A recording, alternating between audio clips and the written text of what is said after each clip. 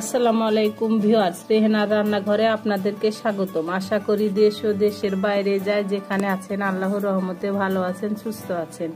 আমি আজকে আবার একটা দারুণ মজার রেসিপি নিয়ে চলে এসেছি। আমি আজকে পাঙ্গাস মাছের ঝোল করে দেখাবো। এখানে পাঙ্গাস মাছ আছে, 2 পিস মাথা আছে, 6 পিস চাকা আছে। আমি মাছগুলোকে লবণ, হলুদ আর মরিচের গুঁড়া দিয়ে আমি ভালো করে মাখিয়ে নেব। আমি শীতের সবজি ফুলকপি, আলু, টমেটো দিয়ে আমি মাছটাকে ঝোল করে দেখাবো। মাছগুলাতে আমার ভালো করে লবণ, হলুদ আর মরিচের গুঁড়া মাখানো হয়ে গেছে। এখানে আমি মাছের একটা মশলা তৈরি করে নিব। এখানে আছে ধনিয়া, আস্ত ধনা, আস্ত জিরা, গোলমরিচ, মেথি, মোহরি, তেজপাতা, ভাতের চাউল, শুকনা মরিচ। এই মশলাটা আপনারা বাসায় একটু বেশি করে 2-3 মিনিট তেলে নিয়ে গুঁড়া করে রেখে দিয়ে মাছে ব্যবহার করবেন। মাছের স্বাদ 10 গুণ বেড়ে যাবে। একবার হলো আপনারা এটা একবার রান্না করে খেয়ে দেখুন। এই মশলাটা দিয়ে যে কোনো মাছের স্বাদ 10 গুণ বেড়ে যাবে। এটা আপনারা সবজিতেও ব্যবহার করতে পারবেন এবং যে কোনো মাছেও ব্যবহার করতে পারবেন। কড়াই বসিয়ে দিয়েছি, গ্যাসটা অন করে এবার আমি মাছ ভাজার জন্য তেল দিয়ে দেব। পাঙ্গাস মাছটা অবশ্যই ভাজতে হবে।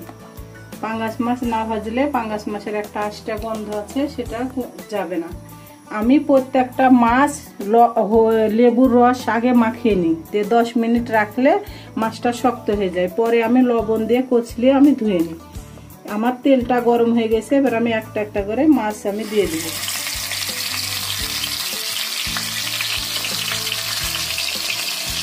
আমি আগে মাথা 2 পিস ভেজে নেব, পরে আমি মাছগুলো ভাজবো।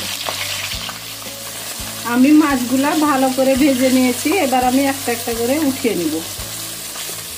আমি প্রত্যেকটা মাছ এপার 3 মিনিট ওইপার 3 মিনিট 6 মিনিট করে আমি ভেজে নিয়েছি। আমি 2 বারে 12 মিনিট আমি মাছগুলা ভেজে নিয়েছি। পাঙ্গাস মাছও ভালো করে ভাজতে হয়, নইলে এটার একটা আষ্টা গন্ধ আছে, সেটা কোনোদিনই যাবে না। আমি যেই তেলে মাছ ভেজেছি আমি সেই তেলে আমি মাছ রান্না করে নিব। আমি দিয়ে দিব 2-3টা তেজপাতা।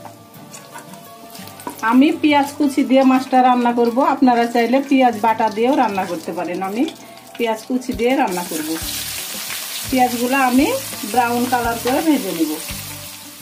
আমি এখানে মাঝারি সাইজের 10টা পেঁয়াজ কুচি ব্যবহার করেছি। আমি এবার মশলাগুলো দিয়ে দিব আদা বাটা 1 চামচ। আপনারা মশলা বাটা মশলা দেওয়ার পর করে লবণটা ব্যবহার করবেন, তাহলে মশলা ছিটকিবে না। লবণটা স্বাদ অনুযায়ী পরিমাণ মতো অবশ্যই চেক করে দিতে হবে। আমি দিয়ে দিব রসুন বাটা 1 চামচ, জিরে বাটা 1 চামচ।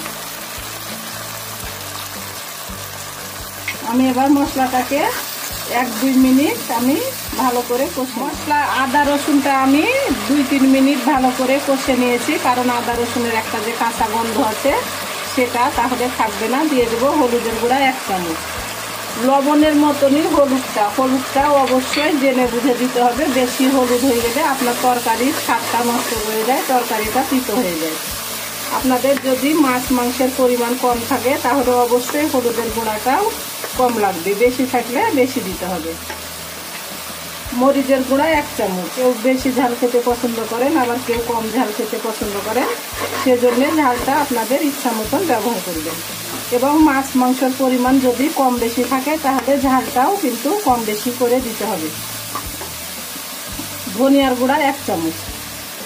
ধনিয়ার গুঁড়াটাও একই, যদি মাছ মাংসের পরিমাণ বেশি থাকে তাহলে ধনিয়ার গুঁড়াটা বেশি ব্যবহার করবেন, যদি মাছ মাংসের পরিমাণ কম থাকে তাহলে ধনিয়ার গুঁড়াটা কম ব্যবহার করবেন। এবার আমি অল্প করে পানি দিয়ে প্রায় 5 মিনিট আমি মশলাটাকে কষে নিব। 5 মিনিট পরে আমি মশলাটা ভালো করে কষে নিয়ে আমি ফিরে আসছি। আমি মশলাটাকে ভালো করে 5 মিনিট কষে নিয়েছি। দেখুন আমার তেলটা উপরে ভেসে চলে এসেছে। যে কোনো রান্না করলে মশলাটা হাতে সময় নিয়ে অবশ্যই 5-7 মিনিট কষে নেবেন, তা দেখবেন পারফেক্ট পাবেন এবং 10 গুণ স্বাদ বেড়ে যাবে। আমি এবার দিয়ে দিব ফুলকপি। এখানে এটা দেশি ফুলকপি। দেখুন এটা দেশি ফুলকপি, এটা খুব খেতে মজা। এখানে প্রায় 1 কেজি ফুলকপি আছে। আমি এখানে মাঝারি সাইজের 4টা আলু নিয়েছি। আলুগুলো আমি এই সাইজ করে কেটে নিয়েছি, ফুলকপির সঙ্গে সিদ্ধ হয়ে যাবে। এখন নতুন আলু আমি মাঝারি সাইজের 4টা আলু দিয়ে দিই।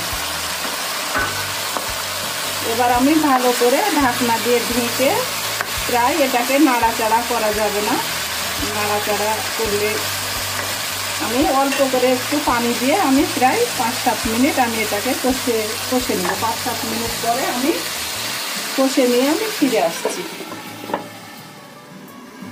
10 মিনিট পরে আমি ঢাকনাটা উঠিয়ে নেব।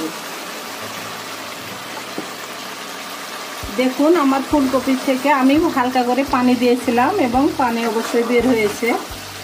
এই তরকারিগুলো পানি জাতীয়, এসব থেকে পানি বের হয়, সেজন্যই তরকারিটাতে বুঝে সুঝে পানি দিতে হবে, নইলে ফুলকপি গলে যাবে, খেতে ভালো লাগবে না। আমি এবার সিদ্ধ হওয়ার জন্য পানি দিয়ে দিব। এখানে আমি 1 পোয়া পানি দিয়ে দিব। আমি আর পানি দিব না, আমি যেহেতু টমেটো ব্যবহার করব, টমেটো থেকে পানি বের হবে। আমি আবার ঢাকনা দিয়ে ঢেকে প্রায় আমি 10 মিনিট আমি রান্না করে নিব। 10 মিনিট পরে আমি ফিরে আসি। 10 মিনিট পরে আমি ঢাকনাটা উঠিয়ে নিব। দেখুন আমার ফুলকপিটা প্রায় সিদ্ধ হয়ে গেছে। আমি এবার অন্য মশলাগুলো দিয়ে দেব। আমি দিয়ে দেব ফ্লেভারের জন্য 6টি কাঁচামরিচ। আমরা যে ভাজা মশলাটা বাসায় তৈরি করলাম সে ভাজা মশলাটা দিয়ে দেব এখানে 1.5 চামচ। এবার আমি ভালো করে নেড়ে চেড়ে দেব। ভাজা মশলাটা একবার হলো বাসায় তৈরি করে খেয়ে দেখবেন, এটা অসম্ভব তরকারির স্বাদ বাড়ায়। যে কোনো সবজিতে, যে কোনো মাছে আপনি ব্যবহার করতে পারবেন। আমি এখানে বড় সাইজের 2টা টমেটো নিয়েছি। টমেটোগুলোকে আমি 6 পিস করে কেটে নিয়েছি। এটা বড় সাইজের টমেটো। আমি টমেটোগুলো দিয়ে দেব।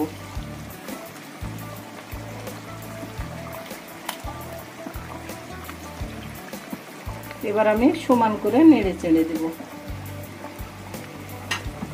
এবার আমি একটা করে মাছগুলা দিয়ে দেব। আমি প্রথমে মাছের মাথা 2টা দিয়ে দিলাম।